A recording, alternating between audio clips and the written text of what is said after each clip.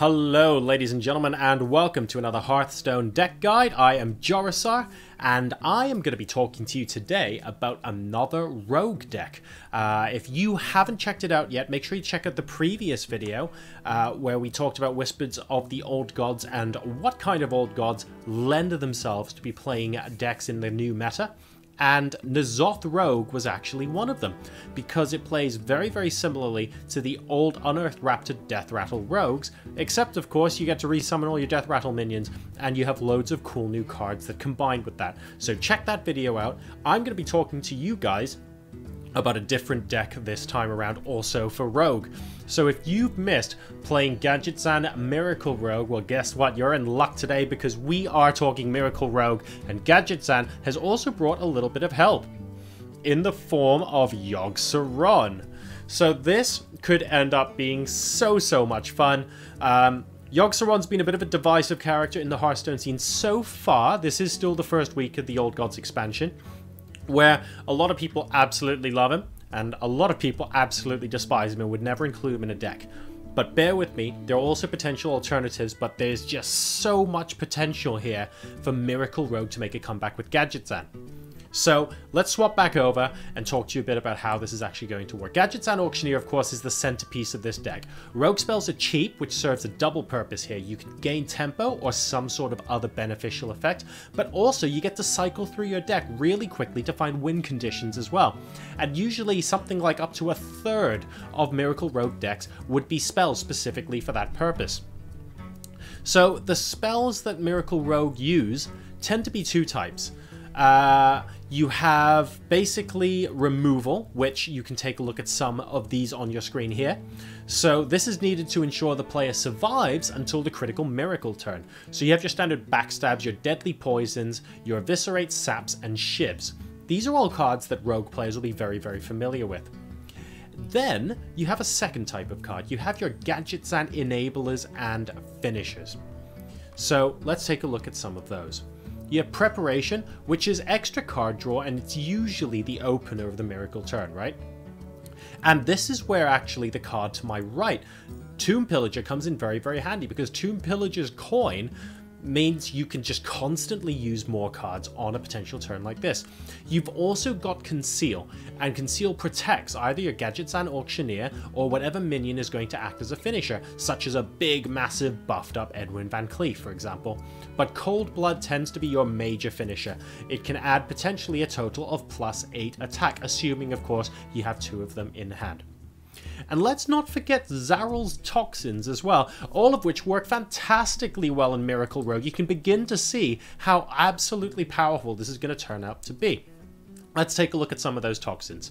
We've got Fire Bloom, deal 2 damage. You can draw a card, give a minion +3 attack, return a minion to your hand and cost less to play it again, or you can give a friendly minion stealth. All of these things are very useful in a Miracle Rogue deck, and they're super cheap spells that you can keep cycling through as well. So loads and loads of stuff that you can use here. And one other card in particular that I think is really vitally important in this Miracle Rogue deck is Shadowcaster. So, of course, Shadowcaster can copy another minion. You add a 1/1 copy of that card to your hand, but you can copy Yogg-Saron Auctioneer, for example, for a cheap Miracle Enabler, or potentially a backup plan if something goes wrong. Or you copy Edwin Van Cleef, because the combo will make it big, regardless of whether it's a 1/1 to start off with. It really doesn't matter.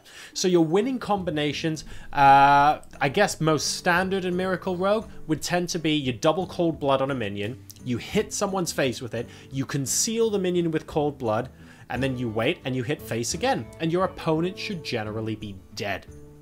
Very powerful build up into the late game. Admittedly not always straightforward to play, because you have to judge your opponent's deck removals and exactly when you think they're going to be able to remove your board and when you'll be able to keep control. Very important to time your Yogg-Saron Auctioneers and make sure it's out of reach of your opponent. But if you do manage to get the combination, so you do double Cold Blood on a minion, you do hit their face, you conceal, you hit face again, and then somehow your opponent isn't dead, or he's very close to dead, well, that's where Yogg-Saron comes in. Despite being extremely volatile and Come on, praise Yogg. Who doesn't love the troll videos, right? Yogg-Saron will in fact have a positive effect overall, because not all spells can target your own minions and your face. He serves two purposes. You can lock a game out that's just outside reach, so Cold Blood wasn't enough, or he can help you engineer a possible comeback if you're behind. And I really think it's worth considering Yogg specifically for these reasons as well, because there are so many games where Yogg can accidentally help you come back from behind, sure, but if you know your opponent's on low health, even with the random nature of Yogg, it means that you're more likely than not going to be able to finish the game off. So it is actually a very, very important card to have. So I'm only going to show you guys one deck list in this video because I think it's a fantastic example of a basic Yogg Miracle Rogue, and you can potentially look to sort of mess around with this yourself. Now, this deck was pioneered by Dog, so many thanks to him for helping us put this together. But generally speaking, these are the kind of cards and this is the deck list that you want to have. And for people who don't like Yogg, I should also point out that that's actually not a problem. If you take Yogg from this deck list and you sub in another Shadowcaster, the Miracle Rogue still works, and it's still an extremely powerful deck. So if you'd rather not be playing Yogg-Saron, you're thinking, I want a little bit less randomness in my life, and I want a powerful deck anyway, and I still want to play Miracle Rogue, having a second Shadowcaster still makes this deck extremely viable. So go ahead and pause the video and build this deck yourself if you want.